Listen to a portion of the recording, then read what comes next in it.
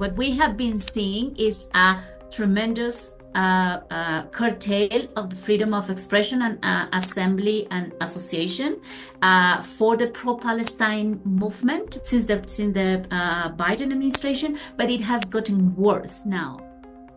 There is huge situation of fear in universities now, which is completely opposite of a safe environment to learn and teach. That is problematic because that goes completely against the future of democracy itself. In Khalid's case, it's not possible to justify a deportation because at the end he is being deported for expressing his opinion. Deporting Khalid or any other student only for their participation in a peaceful protest, in a peaceful assembly, or for their alienation with the pro-Palestine movement is not justifiable and by any means by the international standards of human rights protection. Activism is so important for the guarantee of right and the sustainability of human rights and freedom. From the beginning, we saw a trend of a disproportionate affectation to migrant and other specific groups involved in the movement. Those students are actually being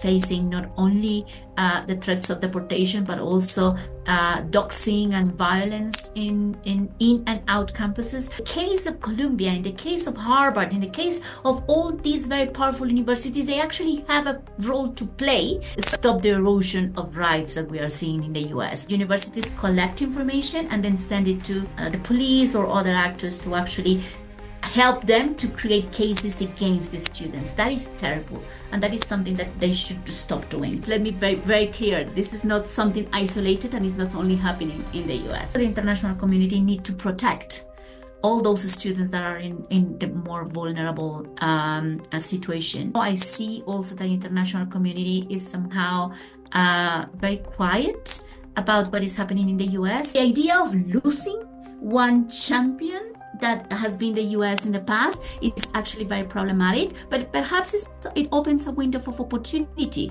for other countries to also jump in and start being championing rights and freedoms